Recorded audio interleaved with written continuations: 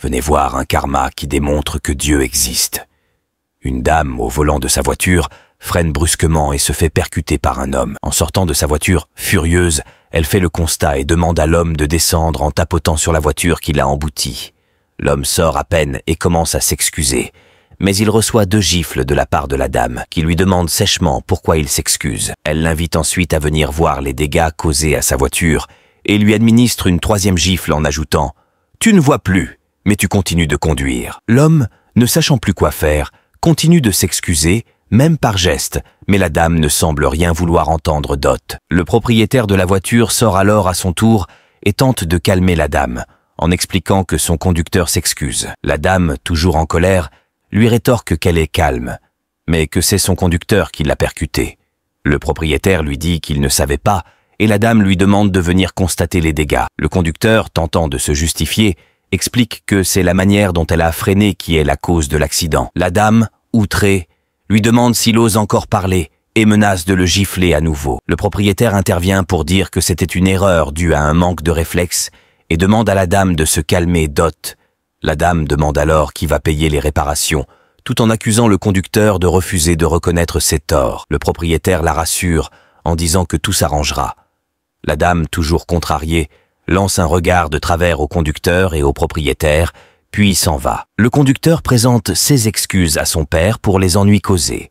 Celui-ci répond que ce n'est rien, que ce n'était qu'un malentendu, et lui conseille de laisser plus d'espace entre sa voiture et celle de devant à l'avenir, et de tout remettre entre les mains de Dieu.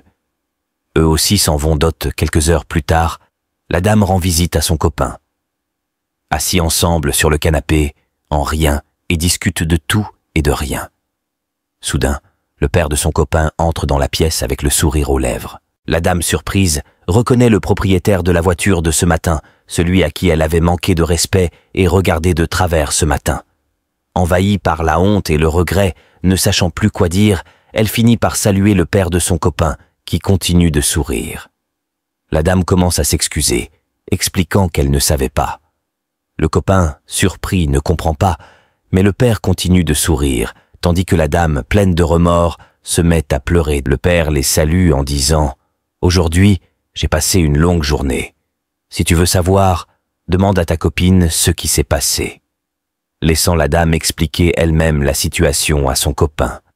Elle raconte qu'elle a eu un accrochage le matin même avec le conducteur de son père à qui elle a donné 2 gifles et qu'elle leur a manqué de respect jusqu'à regarder de travers.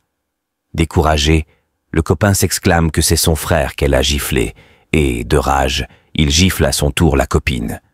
Elle, pleine de peur et de regret, continue de demander pardon. Le père, revenant sur ses entrefaites sur le sujet, intervient en disant pour arrêter son fils et lui dit qu'on ne pas frapper une femme, ajoutant que cela ne résout rien et les donna des conseils et s'en va d'hôte.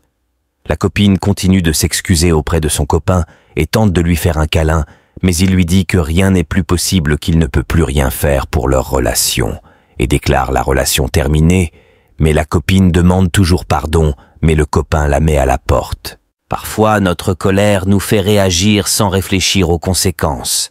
Il est facile de juger, d'attaquer ou de blâmer sans chercher à comprendre ce que l'autre traverse.